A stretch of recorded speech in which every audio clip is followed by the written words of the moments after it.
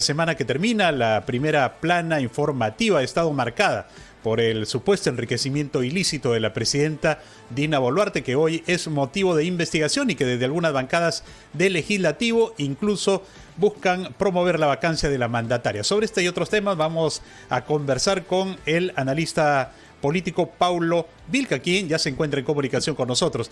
¿Cómo está, Paulo? Muy buenos días. Bienvenido a Ampliación de Noticias.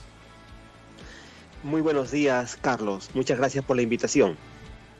De manera general, Paulo, ¿cuál es el análisis, ¿no?, que podemos concluir de todo lo que hemos visto estos últimos días, incluso, ¿no?, con una iniciativa por parte de un grupo legislativo para promover, ¿no?, la vacancia contra la presidenta Dina Boluarte?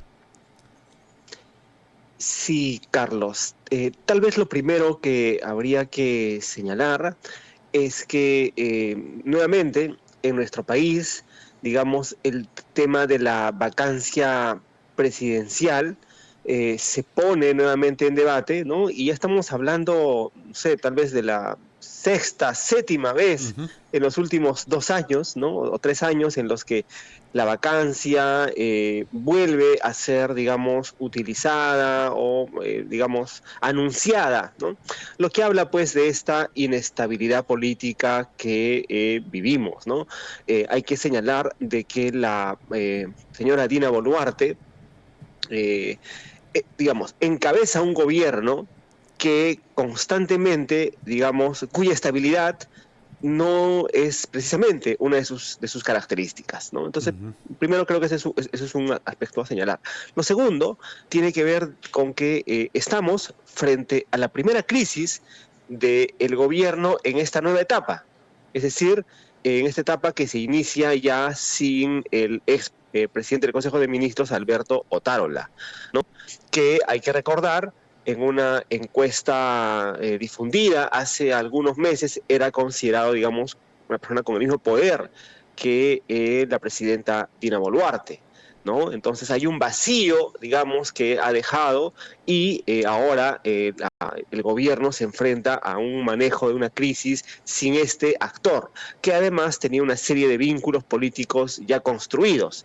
El nuevo presidente del Consejo de Ministros, el señor Adrián Sen, está, creo, en un proceso de consolidación, de construir alianzas. Lo hemos visto esta semana en varias reuniones con distintos actores políticos. Y claro, cada vez que hay un cambio, esto puede acabar, digamos, en una situación de inestabilidad como la que hemos visto esta semana. ¿Y cuáles son las posibilidades? ¿Cómo observa usted esto de que pueda seguir adelante este proceso de vacancia? Más aún cuando usted lo menciona que la presidenta y el país en general no estamos en una inestabilidad sociopolítica que hay que reconocer, que incluye también otro tipo de problemas que preocupan a los ciudadanos. Sí, yo creo que en esta ocasión, digamos, la vacancia viene a ser una suerte de mecanismo mediante el cual el Congreso nuevamente intenta demostrar que es el actor que realmente tiene el poder en el país, ¿no? Es, digamos, entonces, que un grupo haya anunciado la presentación de una vacancia, en realidad demuestra básicamente eso, ¿no? Que la presidenta Dina Boluarte está a merced de las decisiones del Parlamento. No es un gobierno que tenga, lo hemos visto, un respaldo de la ciudadanía, ¿no? Es un gobierno, al contrario, que es desaprobado por la gran mayoría del país y cuya permanencia en el poder depende enteramente de la decisión de los congresistas. Entonces, creo que esa es la primera constatación. Y lo segundo es que parece muy poco probable que el Parlamento vaya a declarar una vacancia de la presidenta. Y eso por una sencilla razón, ¿no? Y es que si así lo hiciera, lo que abriría es la posibilidad, ¿no?, el hecho de tener un adelanto electoral que dejaría al Congreso sin culminar el mandato. Ya hemos visto de que ese es un interés prioritario para todos los congresistas, ¿no? más allá de cualquier circunstancia, si algo une a los congresistas de prácticamente todos los grupos políticos, es este afán de permanecer. Y sin la presidenta Dina Boluarte, el Congreso tampoco puede seguir hasta el 2026 como ellos esperan. Pablo, ¿y por qué no podemos salir de este círculo vicioso de inestabilidad que tenemos en nuestro país, en el escenario político, de vernos siempre encerrados en un problema, en una investigación, en denuncias?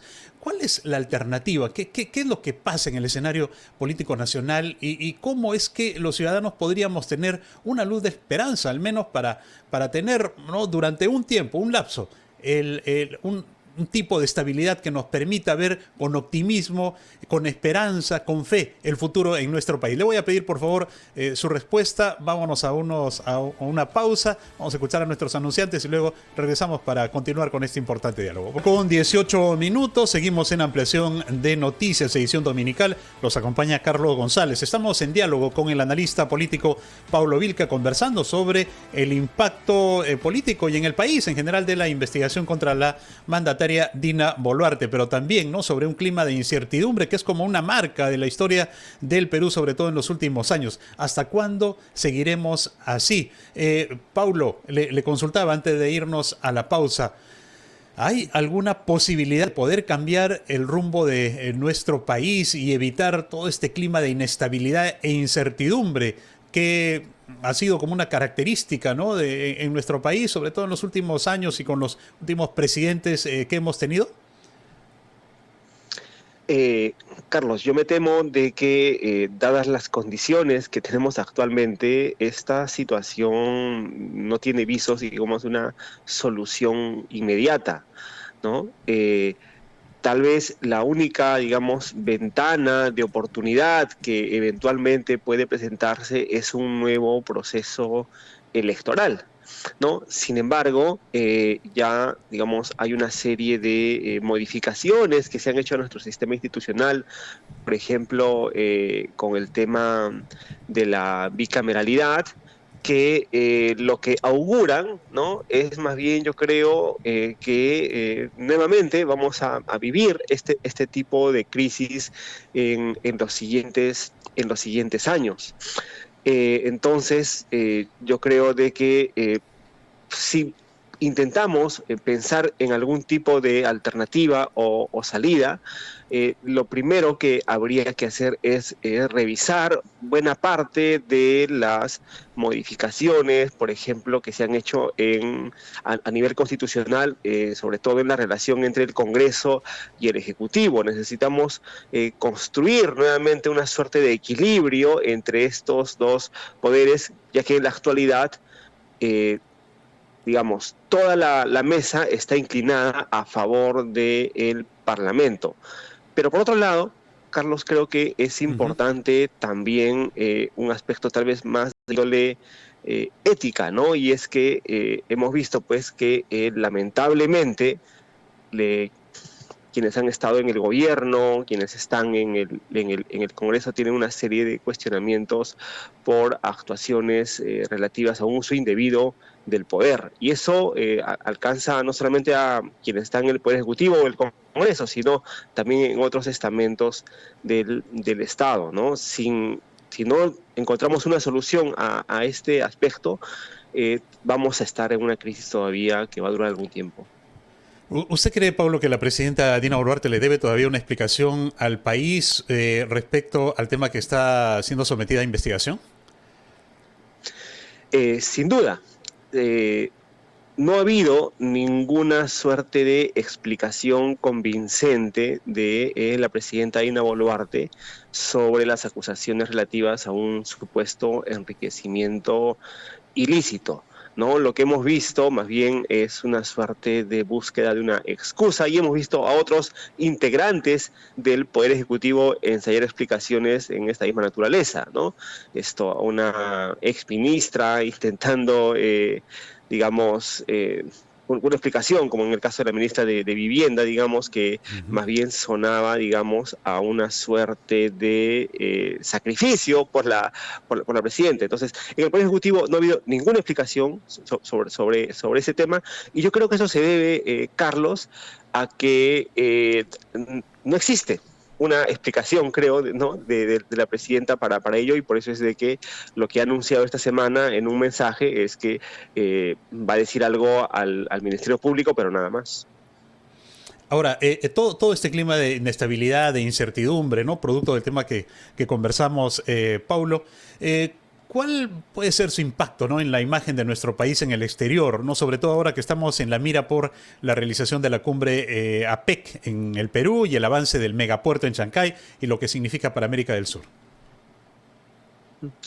A ver, yo en principio creo de que ya cada vez que se mira a nuestro país desde el exterior, lo que se aprecia, digamos, es un país que políticamente vive en la inestabilidad, ¿no? Y eso, por supuesto, tiene un impacto negativo en, digamos, todo lo que tiene que ver con el interés de muchos actores por generar un nivel de inversión económica en nuestro país. Creo que eso es lo primero, ¿no? Hay mucha inestabilidad y eso se constata desde el exterior.